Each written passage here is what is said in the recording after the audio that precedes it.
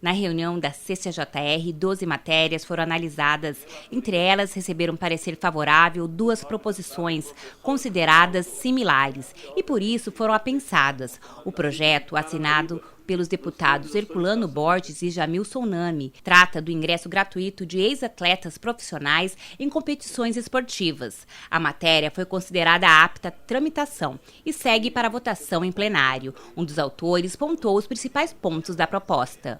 Quando os eventos esportivos acontecem aqui no nosso estado, muitas vezes nós percebemos que ex-atletas profissionais que hoje não estão passando por uma situação econômica favorável, eles têm o desejo de participar dessas competições, assistindo, né, como espectador, e muitas vezes não consegue, por questões financeiras, participar desses eventos, né? Lembrar um pouquinho da sua trajetória como atleta.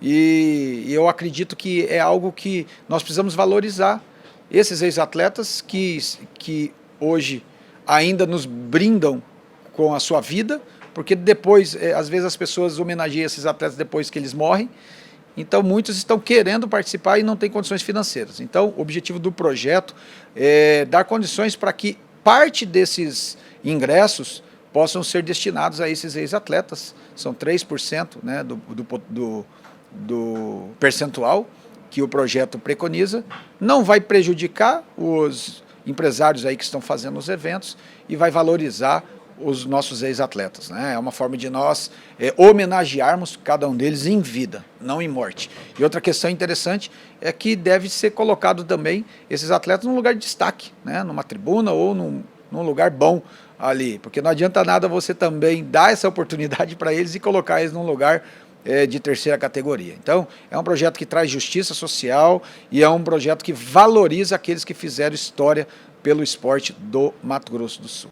E ainda na reunião da CCJR, receberam parecer favorável 2 projetos de decreto legislativo que reconhecem o estado de calamidade pública nos municípios de Paranaíba e Batayporã, devido à pandemia do novo coronavírus. A necessidade disso, havendo os decretos federais, estadual e os municipais, obviamente que os prefeitos com essa questão da pandemia têm toda uma dificuldade de uma demanda na atuação da saúde, que às vezes extrapola aquela previsão orçamentária que ele tinha para investimento na área, né, que é os investimentos legais. E aí, com a decretação do decreto do estado de calamidade, ele pode manusear esses recursos, mudar as rubricas, tirar de uma certa rubrica e passar para outra, para que ele possa trabalhar com esse orçamento para poder socorrer a questão da saúde. Começam a surgir as preocupações e da maneira que vão surgindo, os municípios vão encaminhando para cá a solicitação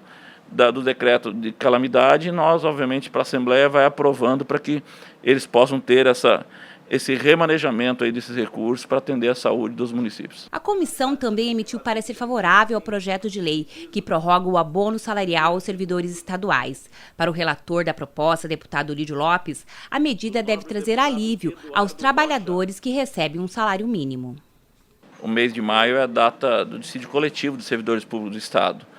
E como no período de pandemia, índice de aumento 0 para o Estado, dia 31 agora, encerra o abono que o governo havia aprovado e vem pagando já aos servidores o abono de R$200.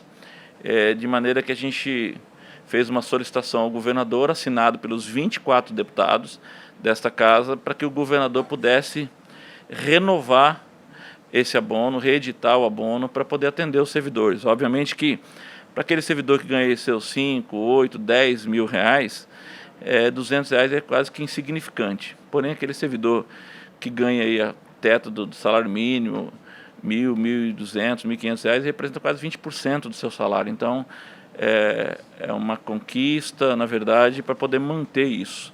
O projeto de lei é do Executivo Estadual e atende uma indicação encaminhada pelo presidente da Casa de Leis, deputado Paulo Correia, em conjunto com os demais parlamentares, e tramita em regime de urgência, como explica o deputado Lídio Lopes. Por outro lado, o Congresso aprovou, né, uma solicitação do governo federal que os servidores públicos não terão aumento nos próximos 18 meses, ou seja, praticamente 1 ano e meio sem ter aumento de servidores públicos federais. Na mesma linha, ela vem por simetria de cima para baixo, atingindo todos os estados, né? Com isso, se nós não aprovarmos aqui em medida de urgência, nós podemos ficar sobre a égide dessa aprovação do decreto do presidente da República e, obviamente, os servidores do Estado perderem esse abono. E por isso nós estamos votando aqui em regime de urgência, urgentíssima, para que a gente não incorra, né, desse problema dos servidores do Estado do Mato Grosso do Sul ser atingido por esse decreto presidencial e ficarem aqui, então, sem esse aumento, sem esse abono, aliás, que é concedido pelo governo do Estado.